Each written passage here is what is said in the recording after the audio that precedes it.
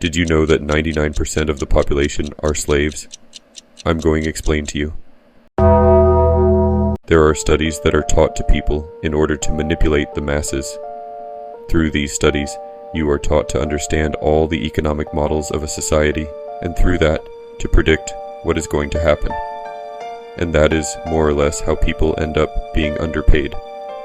The system we live in pushes us to pursue higher education.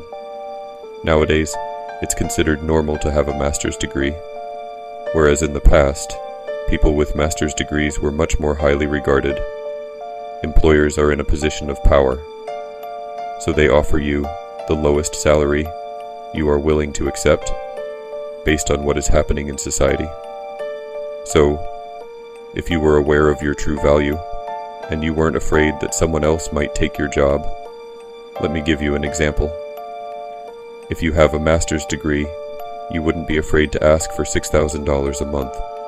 And since you know that nowadays there are very few job opportunities compared to the number of people looking for work, you will end up accepting a lower salary. But of course there is a certain limit. You must not cross the red line.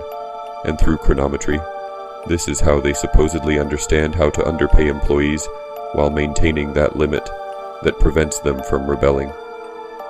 Let me give you another example. You all know that the price of raw materials exploded in 2024. Everything became much more expensive. Now, instead of increasing the price of all these products, they could have simply lowered your salary. For example, they could have reduced the minimum wage from $1,500 to $1,200. But if they had done that, everyone would have risen up, because people wouldn't have accepted it. Psychologically, we don't like having money taken away from us. But when the price of raw materials increases, for example, when bread that used to cost $1 is increased to $5, while at the same time, the minimum wage goes from $1,500 to $1,700, in our minds, we feel like we've gained.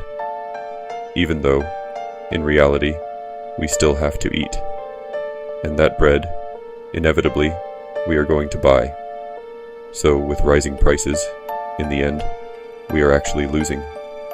But in the collective imagination, we will simply feel like we are living worse, because our salary increased by 5%, while the price of raw materials increased by 20%. Yet we might think we are better off because our salary increased by $200.